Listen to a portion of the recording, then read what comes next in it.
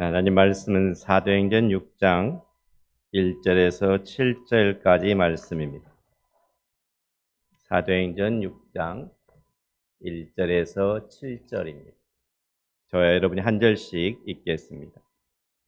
그때의 제자가 더 많아졌는데 헬라파 유대인들이 자기의 과부들이 매일의 구제에 빠짐으로 히브리파 사람을 원망하니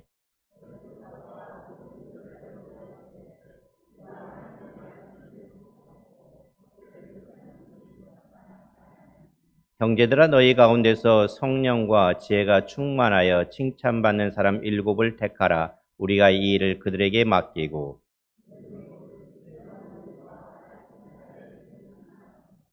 온 무리가 이 말을 기뻐하여 믿음과 성령이 충만한 사람 스데반과 또 빌립과 프로고로와 니가노르와 디몬과 바베나와 유대교에 입교했던 안디옥 사람 니골라를 택하여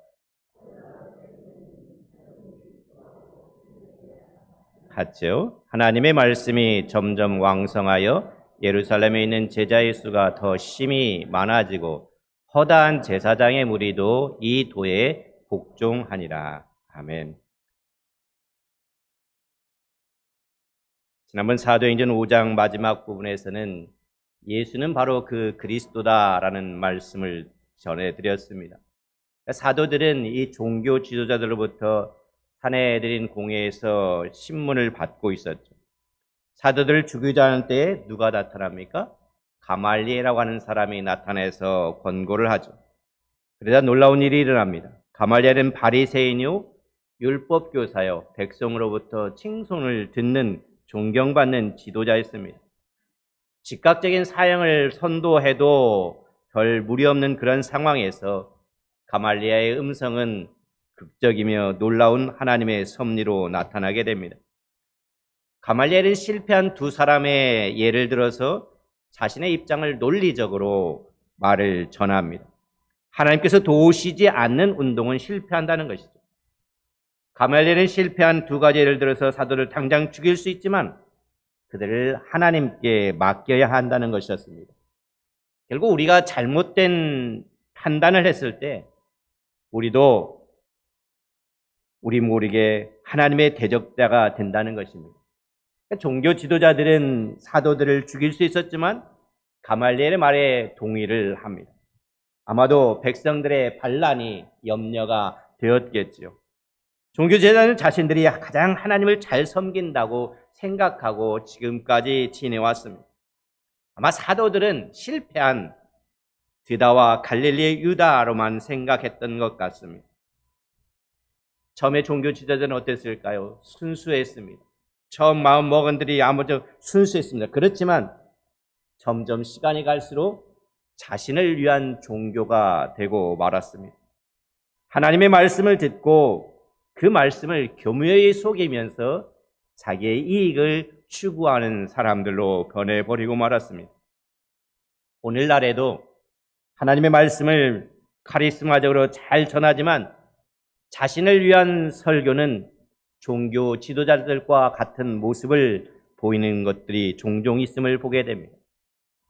종교 지도자들에게 두 가지 예를 들어서 전하였던 가말리엘 권고를 생각해 보십시오. 유대교는 어떻다고 합니까? 하나님으로부터 났고 제자들의 사상과 행동은 사람으로부터 났다는 것입니다. 이것이 바로 타락한 종교 지도자들이 하나님을 잘 섬긴다고 하는 생각이었습니다. 하지만 결국 어떻습니까? 사도들의 복음 증거는 오늘까지도 전해지고 있지만은 종교 지도자들은 어떻게 되었습니까? 가말리엘의 권고를 들은 종교 지도자들은 사도들을 채찍질하고 예수님의 일을 다시는 전하지 못하게 권고를 합니다.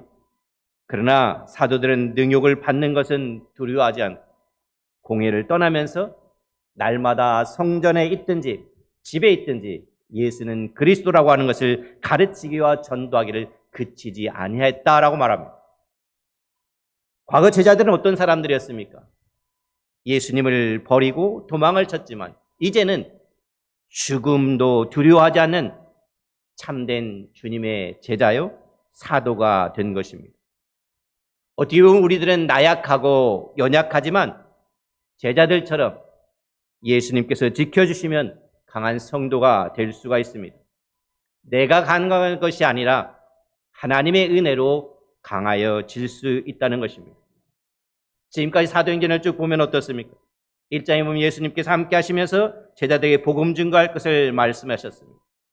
2장에서 5장까지 쭉 오면서 보니까 사도들이 감옥에 투옥되면서도 가르침의 복음을 전하는 것을 멈추지 않았습니다. 성령은 사도들과 함께 하시면서 복음이 증거될 수 있도록 함께 하여 주셨습니다. 사도들이 다시 2차 투옥이 됩니다. 거기서 다시 풀려났는데도 그들은 죽음을 두려워하지 않고 복음을 전함으로 말미암아 믿는 사람들이 많아졌음을 보게 됩니다. 이렇게 믿는 사람들이 많아질 때 이제 조심해야 된다는 거예요. 오늘 1절 말씀을 보십시오. 그때의 제자가 더 많아졌는데 헬라파 유대인들이 자기의 과부들이 매일의 구제에 빠짐으로 히브리파 사람을 원망하니, 그러니까 제자가 많아졌다는 것은 뭡니까? 예수님께서 말씀하신데도 제자의 가르침의 결과라 할 수 있을 것입니다. 그런데 이 구절은 어떻게 보면 역사적으로 볼 때 가장 중요한 구절 중에 하나이기도 합니다. 사도행전에서 가장 복잡하고 논란이 많은 구절 중에 하나라고도 볼 수가 있는데, 오늘날 교회처럼 교인 수가 많다는 의미를 넘어섭니다. 제자가 많아졌다고 하는 것은 그저 단순하게 사람들이 많이 모였다는 것을 넘어서는 것입니다. 제자라는 단어가 중요하죠. 지금까지는 예수님이 하나님 나라를 위해서 택한 사람들, 그 12를 제자라 의미했습니다. 하지만 오늘 본문에서는 처음으로 예수 그리스도를 믿는 자들을 뭐라고 부르냐면 제자라라고 부릅니다. 이제는 예수 믿는 사람들도 사도들의 가르침을 배우고 성장하여서 복음의 사역자로 남을 가르치게 될 제자가 됐다는 것을 말해주고 있는 것입니다. 예수 믿는 사람들도 제자와 같은 모습을 보여주기 시작했다는 것이 아주 중요하게 여기서 등장하고 있습니다. 예수님의 마지막 대명령이 무엇이었습니까? 너희들은 가서 모든 족속으로 제자를 삼으라라고 말하고 있습니다. 바로 그 말씀 그대로 지금 그 말씀이 이루어지고 있는 현장이기도 합니다. 이렇게 급속도로 성장하는 초대교회에 이제 외적인 갈등이 있었죠. 외부에 핍박이 있었죠. 그런데 이 외적 갈등이 아니라 내부적인 갈등이 일어나고 있음을 보게 됩니다. 구약에서도 고아나 과부를 돌볼 것을 하나님께서 말씀하신 것처럼 아마 이 초대교회도, 예루살렘 교회도 과부와 같이 연약한 자들에게 관심을 가지고 도왔을 것입니다. 초대교회는 교회 안에서뿐만 아니라 이웃에게도 도움을 주었습니다. 그러니까 본문에서는 보니까 어떤 사람이 등장하냐면 헬라파 유대인이라고 하는 것들이 등장하고 있습니다. 헬라파 유대인이라고 하는 것은 디아스포라라고 하죠. 이들은 본래 팔레스타인, 이스라엘 땅에서 태어나지 않은 사람들이에요. 여러 나라에서 생활하다가 거기 팔레스타인에 고향으로 돌아온 사람들을 지칭하는 말이기도 합니다. 그리고 계속해서 이 팔레스타인에서 태어나서 자란 사람들을 가리켜서 히브리파 사람이라고 구별하고 있음을 봅니다. 그러니까 같은 민족이지만 이처럼 구분을 하고 있습니다. 히브리인 사람들은 어떻습니까? 같은 민족이라고 할지라도 자신들만이 더 선민이라고 하는 그 사상이 너무 강했습니다. 자신들만이 하나님의 진짜 택한 백성이다라는 사상이 강했습니다.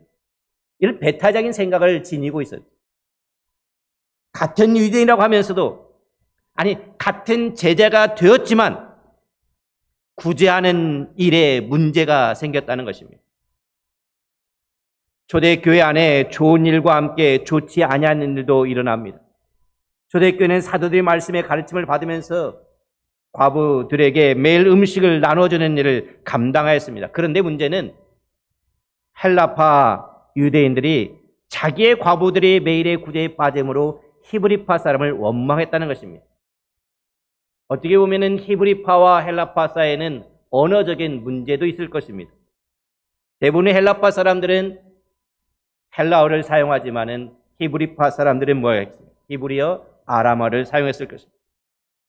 어떻게 보면 이런 언어 차이도 불평을 더했을 것입니다. 교회 공동체가 있다고 한다면은 지금 새롭게 시작되는 그 부흥하는 그 예루살렘 교회에 하나의 문제가 발생했습니다. 어떤 공동체이든 문제가 없을 수 없겠죠. 그러나 그 문제를 어떻게 해결하느냐가 중요한 것입니다. 어떻게 보면은 히브리파 유대인과 헬라파 유대인의 다툼은 교회가 존립하는 교회 공동체 질서에 위협을 끼칠 수가 있습니다. 바로 그때 사도들은 2절에서 이렇게 말합니다. 12사도가 모든 제자를 불러 이르되 우리가 하나님의 말씀을 제쳐놓고 접대를 일삼는 것이 마땅하지 아니하니라고 말합니다. 그러니까 사도들은 자신들의 잘못이라는 것을 인정하면서 이 문제를 해결하고자 합니다. 사도들은 그래서 제자들을 한 자리에 다 모이게 하죠. 사도들은 그 문제가 실제적인 것이어도 그들 자신이 일을 할 수 없고 또 해서는 안 되는 그러한 점에 대해서 유의하면서 말을 합니다. 그러니까 문제 해결을 위해서 사도들만 참여한 것이 아니라 12명만 참여해서 한 것이 아니라 제자들 모두가 거기서 그 문제를 해결하기 위해 참여했다는 것입니다. 마치 우리가 어떤 문제에 큰 결정을 할 때 뭘 냅니까? 공동의회를 여는 것과 마찬가지 것입니다. 모든 사람이, 모든 교인이 참여하는 것입니다. 그러니까 사도들은 자신들의 권위로 할 수 있지만 교회 안에서 성도를 존중하고 섬기는 모습을 볼 수가 있는 것입니다. 그러면서 사도들은 자신들에게 예수님께서 명령하신 무엇인가를 제자들에게 상기시켜주고 있습니다. 야, 우리 사도들은 무엇을 해야 되느냐? 물론 교회 내 구제 사업을 비롯한 일들이 얼마나 많이 있겠습니까? 성도들이 많아지면서 제자가 많아지면서 얼마나 많은 행정적인 일들이 늘어났겠습니까? 그 일들을 감당하기 위해서 사도들은 그 일을 감당하다 보니까 정작 자신들의 일, 복음 증거 사역에 주력해야 되는데 그것에 그만 소홀해지고 말았던 것입니다. 따라서 사도들은 그들이 맡은 사명에 최선을 다하기 위해서 교회 안에 행정적인 일, 재정 출납, 여기 접대 이런 일들을 분리할 것을 제안합니다. 그러니까 우리말 성경에는 여기 접대를 삼는 것이라고 되어 있지만은 이 말은 좀 더 의미를 살피면은 식탁들을 섬기는 것입니다. 테이블에 있으면 그 테이블을 섬기는 것이죠. 테이블 봉사죠. 그러니까 테이블을 봉사하는 것, 섬기는 것, 또 성찬상을 차리는 일, 이 비롯한 모든 것들을 말하는 것입니다.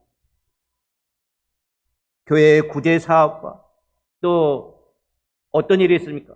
초대교회에 많은 사람들이 감동을 받아서 자기의 모든 재산을 팔아서 교회에 내었습니다. 그 재산들을 관리할 수 있는 재정관리, 출납, 교회 안에 가난한 사람들을 돌보면서 식량, 생활용품 등을 나눠주는 일, 이 모든 총괄하는 일이 바로 이 접대하는 일이었습니다. 그러니까 사도들은 말씀 봉사에 힘쓰기 위해서 이렇게 말합니다. 3, 4절에 보십시오. 형제들아, 너희 가운데서 성령과 지혜가 충만하여 칭찬받는 사람 7을 떼까라. 우리가 이 일을 그들에게 맡기고 우리는 오로지 기도하는 일과 말씀 사역에 힘쓰리라 라고 제안을 합니다. 그러니까 사도들은 가르침이 더 높기 때문에 구제사역, 다시 말해서 섬기는 봉사를 낮게 여긴 것은 결코 아닙니다. 이것은 기능과 역할의 차이인 것입니다. 그러니까 교회에 어떤 신분이 높고 낮음이 없는 것입니다. 가치의 차이가 아니라 역할의 차이인 것입니다. 사도들은 예수님께서 자신들에게 부탁하신 기능과 역할을 너무나 잘 알고 있었습니다. 사도들은 서로 원망하면서 이를 해결하고자 하는 것이 아니었습니다. 자신들을 돌아보면서 사도를 부르신 본래의 목적대로 다 할 수 있도록 권면한 것입니다. 예수님께서 사도들에게 무슨 말씀을 했습니까? 너희는 땅끝까지 다니며 복음을 전하라 했습니다. 만민에게 복음을 전하라 했습니다. 늘 기도하고 기도할 것을 말씀하셨습니다. 기도의 모형을 제시하시고 기도의 본을 가르쳐 주시기도 했습니다. 그래서 사도들은 이제 교회의 제자들에게 바로 이러한 역할을 제시해 준 거죠. 사도들의 권면에 따라 교회는 일꾼을 선출하게 됩니다. 사도들의 권면함으로 초대교회 신자들이 스스로 해결할 수 있도록 도와준 것이죠. 사도들이 모든 것을 해결하고자 한 것이 아니라 하나님의 섭리에 맡기고 성령과 지혜가 충만하여 칭찬받는 사람 7을 택하게 됩니다. 사도들은 교회 지도자들을 선출함에 있어서 몇 가지 기준을 제시하고 있습니다. 아무나 그냥 뽑는 것이 아니죠. 주님의 일을 하기 위해서는 분명한 기준이 있다는 것입니다. 오늘 그 기준을 한번 보세요. 첫 번째 기준은 성령이 충만한 사람인 것입니다. 교회의 일꾼은 개인의 사회적 지위나 학력, 경력, 체력에 따라서 뽑는 것이 아니라는 것입니다. 영적인 성숙도를 보고 뽑아야 된다는 것입니다. 성령 충만한 사람이어야 된다. 그런데 성령 충만함이 무엇입니까? 무엇이 성령 충만함입니까? 그 사람이 성령 충만한지 어떻게 알겠습니까? 성령의 지배를 받는 것입니다. 성령의 지배를 받는 게 뭐냐면은 주님의 말씀대로 사는 사람인 것입니다. 성령의 지배를 받으니까 내 마음대로 아니라 성령님의 뜻대로 하나님의 말씀에 순종하고 그것을 실행하는 것입니다. 이 사람이 바로 성령 충만한 사람이에요. 그러니까 가장 중요한 계명이 무엇입니까? 하나님을 사랑하고 이웃을 사랑하는 것입니다. 성령 충만하다는 것은 결국 내가 하나님을 사랑하는 것뿐만 아니라 또 누구를 사랑하는 거냐면 이웃 사랑으로 나오게 되는 것입니다. 성령 충만한 사람은 이웃을 사랑하고 섬기게 되어 있습니다.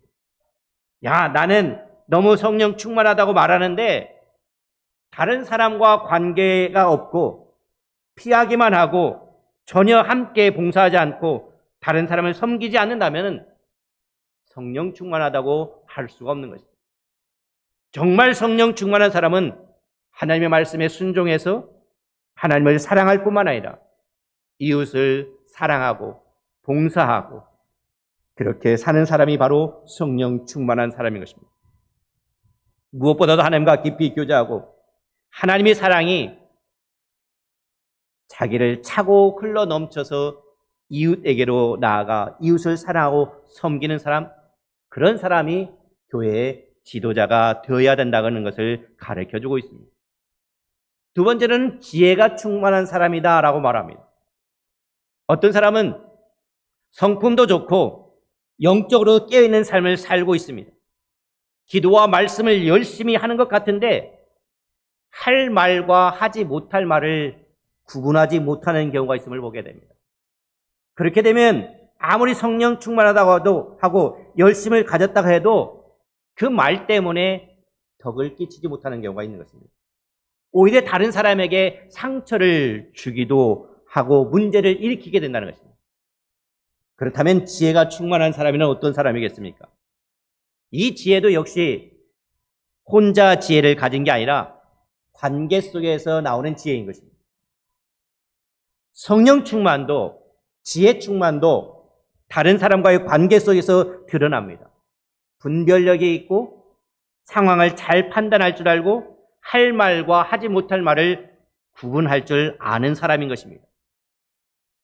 자기 것만을 주장하는 사람, 자기 의견만이 옳다고 하는 사람, 다른 사람의 의견에 귀를 기울일 줄 모르는 사람은 지혜로운 사람이라 할 수 없는 것입니다. 다른 사람의 말을 잘 들을 줄 알고 부드러운 사람이 지혜로운 사람인 것입니다. 하나님을 경외하는 사람, 하나님을 존중히 여기는 사람이 지혜로운 사람입니다. 그러니까 똑똑한 사람과 지혜로운 사람은 차이가 있습니다. 문제를 많이 발견하고 탁탁 지적하는 사람은 지혜로운 사람이라기보다는 똑똑한 사람입니다. 똑똑한 사람이긴 한데 문제를 해결할 줄 알아야 지혜로운 사람이 되는 것입니다. 마음이 따뜻한 사람, 남을 배려할 줄 아는 사람, 참으로 지혜로운 사람인 것입니다. 그러니까 지혜가 충만하다는 것은 관계 속에서 나오는 지혜인 것입니다. 우리 모두는 똑똑하기도 해야겠지만 정말 지혜로운 사람이 되어야 될 것입니다. 문제를 지적하고 비판하기만 하는 것이 아니라 그것을 넘어서 문제를 해결할 수 있는 사람이 되어야 된다는 것입니다. 바로 그런 사람들이 교회의 일꾼이 되어야 된다는 것을 가르쳐주고 있습니다. 성령이 충만한 사람, 지혜가 충만한 사람. 세 번째로는 어떤 사람이냐면은 칭찬받는 사람인 것입니다. 다른 사람들이 보기에도 인정할 만한 사람이 되어야 된다는 것입니다. 존경을 얻기가 가장 힘든 사람들이 누군 줄 아십니까? 가장 가까이 있는 사람들인 것입니다. 그러니까 여러분들이 가장 가까이 있는 사람들이 누구입니까? 가족이겠죠. 그래서 어느 교회에서는 이 직분자를 세울 때 자녀들에게 물어본다고 합니다. 장로 후보가 된 분의 자녀를 불러서, 야, 너희 아빠가 이번에 교회 장로 후보가 되셨는데 너가 보기에 너희 아빠는 충분한 장로가 될 만하냐라고 물어본다고 합니다. 그러면 아이들이 심각한 표정으로 그렇다, 아니다 말한다고 하죠. 같이 사는 사람은 속일 수가 없습니다. 정말 그렇게 가장 가까운 사람에게서 인정을 받는다고 한다면 그 사람은 진짜인 것이죠. 함께 하며 사역할 때도 가장 가까운 사람에게 칭찬받고 인정받는다면 그 사람은 진짜인 것이죠. 그래서 교회에서는 어떤 일도 중요하지만 중요한 것은 사람인 것입니다. 제대로 된 사람이 있으면 일은 잘 되게 있는 것입니다. 반면에 아무리 좋은 일이라도 제대로 된 사람이 없다면은 일이 제대로 될 수가 없는 것입니다. 그러므로 일이 아니라 우리는 사람을 만들어야 되는 것입니다. 우리가 지금 이렇게 예배 드리는 것도, 또 날마다 하나님의 뜻을 따라서 통해서 성경을 공부하는 것도 모두 하나님 앞에서 올바른 신앙인과 제자가 되기 위함인 줄 압니다. 그래서 우리는 다른 사람에게 칭찬받는 사람이 되어야 되는 것입니다. 본이 되는 삶을 살아야 되는 것입니다. 그 다음에 네 번째로는 어떤 사람이 어야 되면 너희 가운데서라고 말하고 있습니다. 그러니까 교회 지도자는 교인들 가운데서 나와야 된다는 것이죠. 어떻게 보면 당연한 말이죠. 용병을 수입하는 것이 아니라는 거잖아요. 운동 경기를 보면은 용병을 수입해서 성적을 올리는 경우가 많이 있음을 보게 됩니다. 그러나 교회 일꾼은 용병을 수입하면 안 된다는 것이잖아요. 우리 가운데서 자라난 사람이어야 된다는 거예요. 어느 대형교회의 훌륭한 장로님이 우리 교회에 등록을 해서 온다고 할지라도 그분을 바로 일꾼으로 세울 수 있냐? 없다는 것이죠. 이미 교회에서 훈련을 받고 검증된 사람, 특히 그렇게 많은 교인들 사이에서 잘 알려지고 영적으로, 인격적으로 잘 갖춰진 사람, 그런 사람이 바로 교회 직분자가 될 수 있다는 것입니다. 그러니까 교회 일꾼은 우리와 하나 되어서 신앙생활을 하다가 선출되어야 된다는 것입니다. 바로 이 사도들이 제시한 네 가지 조건이 있는 것입니다. 성령이 충만하고 지혜가 충만하고 칭찬받고 너희 가운데서 택하라고 말씀하고 있는 것입니다. 그러니까 제자들은 사도들이 한 제안에 대해서 어떻게 말합니까? 5절에 이렇게 말합니다. 온 무리가 이 말을 뭐 했습니까? 기뻐했다라고 말하고 있습니다. 온 무리가 기뻐하고 그리고 뭐라고 합니까? 믿음과 성령이 충만한 사람 스데반과 또 빌립과 브로고르와 니가노르와 디몬과 바메나와 유대교에 입군했던 안디옥 사람 니골라를 택하여 사도들 앞에 세우니 사도들이 기도하고 그들에게 안수하니라. 이들을 보통 우리가 일곱 집사라 이렇게 말합니다. 근데 사실 이 집사란 말은 성경에 나오지 않죠. 여기에서는 등장하지 않죠. 일꾼이죠. 하지만 섬기는 목적을 위해서 뽑혔다고 해서 흔히 집사라라고 부릅니다. 이들은 뭘 합니까? 교회 행정, 재정 담당 업무 봉사를 맡았습니다. 그러니까 12사도가 하던 일이 단순히 매일 그냥 구제하는 거, 식사를 제공하는 것이었다면은 굳이 7명의 지도자들이 성령과 지혜가 충만해 칭찬받는 사람이 뽑을 필요가 있었을까요? 없었을 것입니다. 그들이 할 일은 뭐겠습니까? 만약에 그런 일만 했다면 오히려 사람들이 요리를 잘한다든지 봉사를 잘하는 그런 사람들을 뽑았겠죠. 그러나 거기에 그치지 않았다는 것을 가르쳐주고 있습니다. 그들이 할 일은 식사를 하면서 나눠주는 봉사가 아니라 교회의 재정을 맡은 일이기 때문에 영적으로 성숙하고 사람들로부터 칭찬을 받으며 신뢰를 받는 사람들이여 되었던 것입니다. 그래서 스데반, 빌립, 브로고로, 니가노르, 디몬, 바메나, 니고라를 뽑았습니다. 우리가 스데반, 빌립은 그래도 이름을 압니다. 근데 뒤에 나오는 사람들은 많이 등장하지 않습니다. 스데반이 교회 최초의 순교자가 되었고, 빌립은 나중에 사도행전 8장에 가면은 전도를 열심히 하다가 에티오피아 여행의 네시에게 복음을 전하는 복음 전도자가 됐습니다. 단순히 재정을 맡은 사람들이 아니라 성령과 지혜가 충만했기 때문에 그런 일들을 감당해낼 수가 있었음을 보게 됩니다. 근데 사도들은 그들을 위해서 기도하고 안수하여 세우죠. 그런데 여기 7명을 택하는데 이 7명의 이름을 한번 보십시오. 7명의 이름이 하나같이 어떤 사람들 같습니까? 헬라파일까요? 히브리파일까요? 헬라파 사람들이었습니다. 이름이 헬라. 문제를 누가 제기했습니까? 헬라파 유대인들이 불평을 했습니다. 그런데 하나같이 7명의 이름이 헬라파였습니다. 헬라파가 문제를 제기하면 보통 어떻게 결정을 할 것 같습니까? 야, 너희들은 4명, 우리들은 3명, 4대 3, 우리가 좀 더 많으니까 히브리파 넷, 헬라파 셋, 이렇게 보통 교회에서 많이 하겠죠. 꼭 나쁘다고만 할 수는 없지만은, 그런데 여기 보니까 전원이 다 누가 됐다는 거예요? 헬라파가 됐다는 거예요. 그것은 무엇을 말하겠습니까? 이 초대교회에서 예루살렘 교회가 얼마나 성숙한 교회인지를 우리에게 보여주고 있습니다. 자기 이익을 위해서 따진 것이 하나도 없습니다. 우리 파를 위해서 따졌다고 한다면 우리 파 사람들이 더 많아야겠죠. 근데 자기 이익을 따진 게 하나도 없습니다. 먼저 따진 게 뭐겠습니까? 교회의 유익을 따진 것입니다. 교회의 가장 유익한 길이 무엇인가?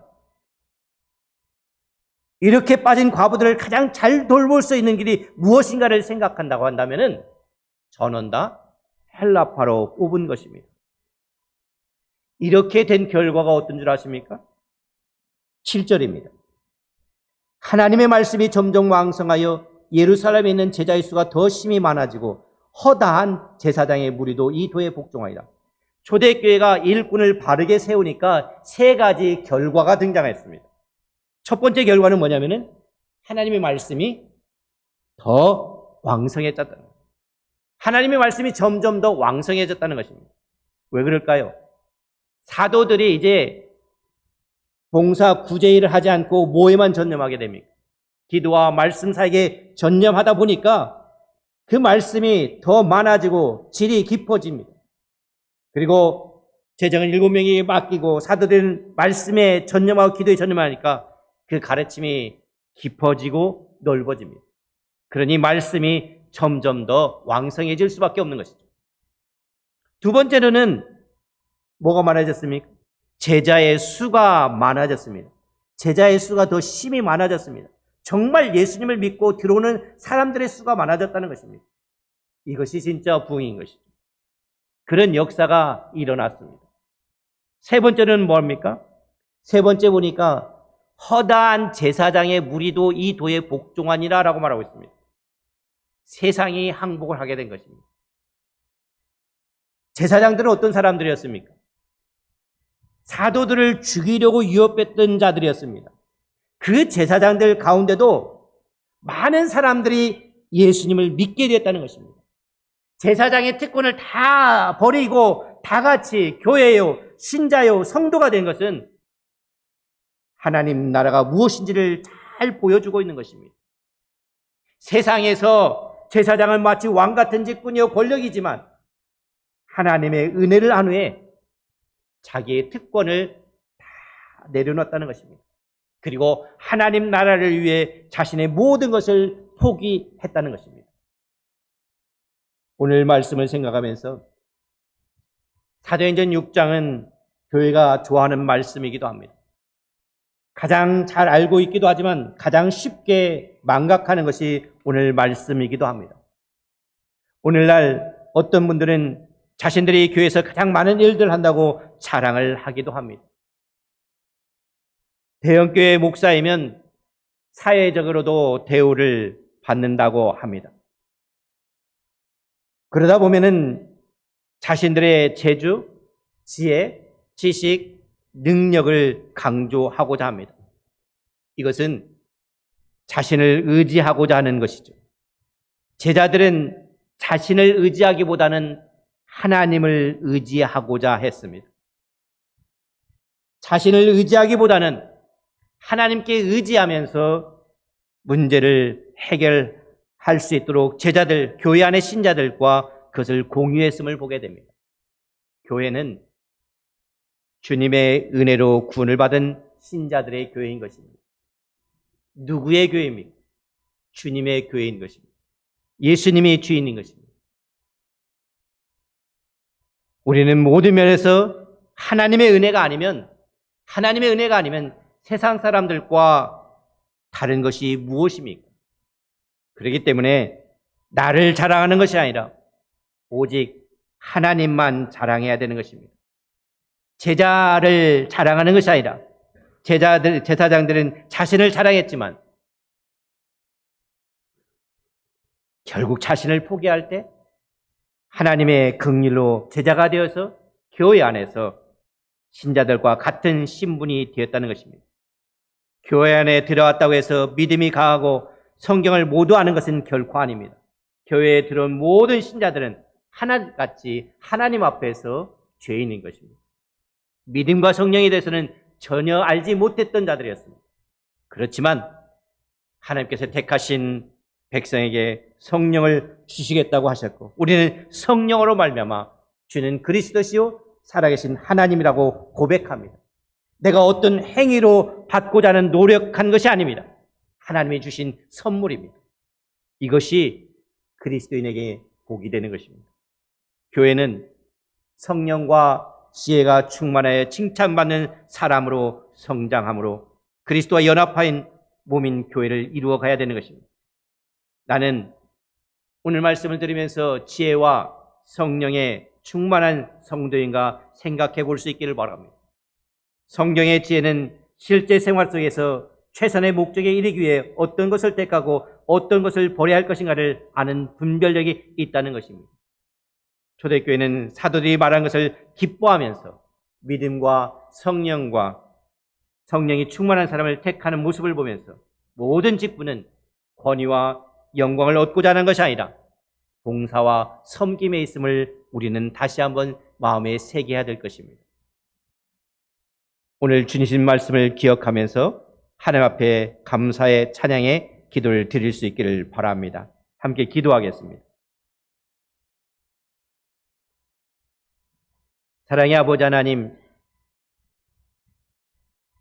공동체에 문제가 생겼을 때 그 문제를 해결하는 방법들을 우리가 다시 한번 되새겨 봤습니다. 하나님의 말씀대로 우리들이 하지 못했던 부분들이 있다면 아버지 하나님 용서하여 주시옵고 다시 한번 우리를 돌이켜보는 시간이 될 수 있도록 인도하여 주시옵소서. 사도들이 교회 일꾼을 뽑을 때 성령과 지혜가 충만하며 칭찬받으며 너희 가운데서 택하라고 말하고 있습니다. 하나님, 그 말씀에 비추어서 내 자신이 성령 충만한지 지혜 충만한지 다른 사람들이 칭찬을 받고 있는지 다시 한번 생각하며 하나님 앞에 무릎 꿇고 회개하며 나갈 수 있는 시간을 허락하여 주시옵소서. 하나님, 이제 이 한길교회가 주님의 말씀에 따라 주님의 말씀에 순종하고 주님의 뜻을 이루어가는 신실한 믿음의 사람들로 채워지게 하여 주시옵소서. 감사하며 우리 주 예수 그리스도 이름으로 기도하였습니다. 아멘. 지금은 선한 목자 되시는 예수 그리스도의 은혜와 목자의 음성을 들을 수 있는 귀를 허락하신 하나님 아버지의 사랑하심과 목자의 부르심에 응답할 수 있는 영적인 분별력을 허락하시는 성령님의 역사하심이 오늘 또 주의 말씀을 듣고 주의 일꾼으로 합당한 자인지 우리를 살피며 다시 한번 하나님께 나갈 수 있는 마음을 먹은 결심하는 모든 성도들과 그들의 가정과 그들의 사업터 위에 지금부터 영원히 함께 하시기를 우리 구주 예수 그리스도 이름으로 간절히 축원하옵나이다. 아멘.